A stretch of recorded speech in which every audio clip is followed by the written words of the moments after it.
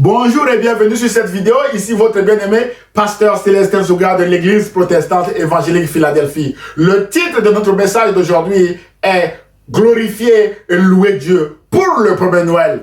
Mes chers amis internautes, frères et sœurs, la nuit du premier Noël était une nuit spéciale où des hommes et des anges descendus sur terre ont glorifié et loué Dieu pour la naissance de Jésus, présenté longtemps par le prophète Ésaïe comme étant Emmanuel, qui veut dire Dieu est avec nous, d'après Ésaïe chapitre 7 verset 14, mes bien-aimés dans le Seigneur. Et Jésus a également été présenté par le prophète Ésaïe comme étant la lumière du monde, d'après Ésaïe chapitre 9 verset 2, et aussi comme étant le prince de paix, d'après Ésaïe chapitre 9 verset 5.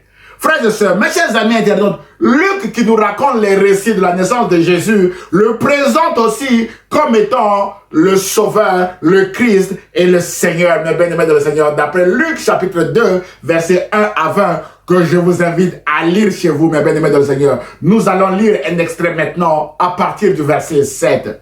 Il est écrit: Marie enfanta son fils premier-né, elle l'emmaillota et le coucha dans une crèche parce qu'il n'y avait pas de place pour eux dans l'hôtellerie. Ça a bien commencé, mes bien-aimés dans le Seigneur, à la naissance de Jésus. Pas de place pour lui. Mon frère, ma soeur, peut-être qu'aujourd'hui vous vous plaignez quelque part qu'il n'y a pas de place pour vous.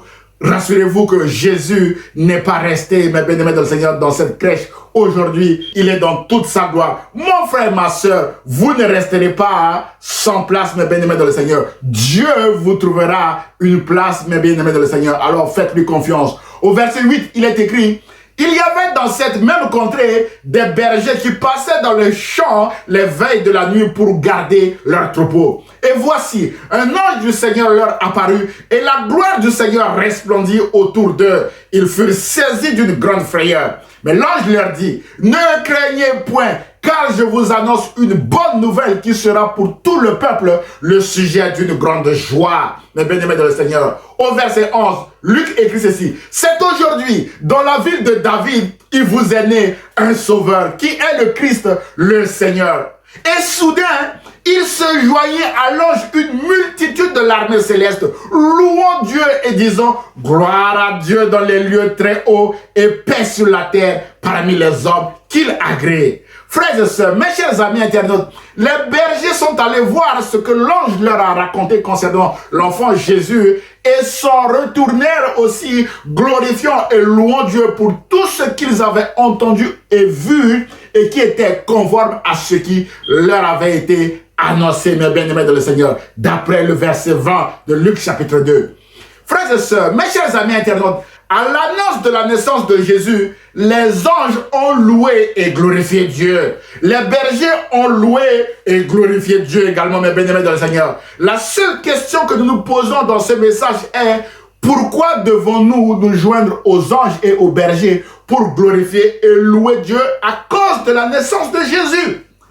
Frères et sœurs, la réponse à notre question est dans les différentes appellations de Jésus que nous venons de voir, mes bien-aimés dans le Seigneur. Jésus a vécu sur cette terre et a effectivement accompli les différentes missions correspondant, mes bien-aimés dans le Seigneur, à ces différentes appellations également. Frères et sœurs, le prophète Ésaïe dit que Jésus s'appelle Emmanuel, qui veut dire Dieu est avec nous. Mes chers amis internautes, lorsque Jésus a ressuscité le fils unique de la veuve de Naïm, la Bible déclare que tous furent saisis de crainte et glorifiaient Dieu en disant: un grand prophète est apparu parmi nous. Dieu est venu prendre soin de son peuple. On le lit dans Luc chapitre 7 verset 16. Mon frère, ma soeur, c'est Dieu qui vient vers vous maintenant à travers ce message. Ne lui résistez pas parce qu'il vient prendre soin de vous. C'est une bonne nouvelle, mes chers amis internautes. Peut-être qu'aujourd'hui, vous vous sentez seul pendant ces fêtes de fin d'année et vous souffrez de cette solitude, mes bien-aimés dans le Seigneur. Rassurez-vous que vous n'êtes pas seul. Dieu vient vers vous à travers l'enfant Jésus. Rappelez-vous de la femme samaritaine qui était une femme de mauvaise vie et qui, craignant le regard des autres, avait tout organisé pour se retrouver toute seule en plein midi au puits de Jacob, alors que Jésus l'y attendait, mes bien-aimés dans le Seigneur, d'après Jean chapitre 4. Et c'est à cette femme de mauvaise vie est seul, mes bien-aimés dans le Seigneur, que Jésus a dévoilé son identité pour la première fois, qu'il était le Christ, c'est-à-dire le Messie. D'après Jean chapitre 4, verset 26. Mon frère, ma sœur, Jésus ne veut pas que vous soyez seuls en cette fin d'année. Jésus frappe à la porte de votre cœur maintenant pour venir réveillonner avec vous. Jésus a dit en Apocalypse chapitre 3 verset 20, mes bien-aimés dans le Seigneur, voici, je me tiens à la porte et je frappe. Si quelqu'un entend ma voix et ouvre la porte, j'entrerai chez lui, je souperai avec lui et lui avec moi. Mes chers amis internautes, ouvrez votre cœur et glorifiez Dieu en recevant Jésus, qui est aussi présenté par Ésaïe comme étant la lumière du monde. Frères et sœurs, mes chers amis internautes, le prophète Ésaïe déclare que le peuple qui marchait dans les ténèbres voit une grande lumière sur ceux qui habitaient le pays de l'ombre de la mort. Frères et sœurs, faites attention au nom de ce pays. Ce pays s'appelle le pays de l'ombre de la mort. Une lumière resplendit. D'après Ésaïe chapitre 9, verset 1. Cette lumière, mes chers amis internautes, est Jésus-Christ. Mon frère, ma soeur, l'apôtre Jean déclare dans son prologue que Jésus est cette lumière qui, en venant dans le monde, éclaire tout homme et toute femme aussi. Et à tous ceux qui l'ont reçu, à ceux qui croient en son nom, elle a donné le pouvoir de devenir enfant de Dieu. D'après Jean chapitre 1, verset 9 à 12. Mon frère, ma soeur, voulez-vous devenir enfant de Dieu maintenant? Mes chers amis internautes, alors acceptez cette lumière qui est Jésus, qui vient à vous, mes bien-aimés dans le Seigneur, à Noël. Jésus a dit, je suis la lumière du monde. Celui qui me suit ne marchera pas dans les ténèbres, mais il aura la lumière de la vie. Mes bien-aimés dans le Seigneur, Jésus est la lumière de la vie. D'après Jean chapitre 8, verset 12, Jésus a brillé dans la vie de plusieurs de ses contemporains et veut faire la même chose avec vous aujourd'hui, mes chers amis internautes. Frères et sœurs, la lumière, c'est la vie. David disait, l'Éternel est ma lumière et mon salut. De qui aurais-je crainte? L'Éternel est le soutien de ma vie. De qui aurais-je peur? D'après le psaume 27, verset 1. Alors, marchons dans la lumière de Jésus-Christ, mes bien-aimés dans le Seigneur, et nous verrons la gloire de Dieu ensemble. Nous glorifierons et louerons Dieu également ensemble, mes bien-aimés dans le Seigneur, à cause des offertes de Jésus-Christ dans nos vies. Frères et sœurs, mes chers amis internautes, rappelez-vous que le peuple de Dieu qui a reçu la promesse de la naissance de Jésus habitait le pays de l'ombre de la mort et a attendu environ 700 ans avant de voir cette lumière qui est Jésus-Christ resplendir autour d'eux. Mes bien-aimés dans le Seigneur, voilà pourquoi Jésus est aussi annoncé comme étant le sauveur du monde, le Christ, le Messie, le Seigneur et le Prince de paix. Mon frère, ma soeur, je ne sais pas depuis combien de temps vous marchez également dans le pays de l'ombre de la mort. Mais rassurez-vous que les promesses de Dieu sont certaines et s'accompliront en leur temps. Alors, courage et patience.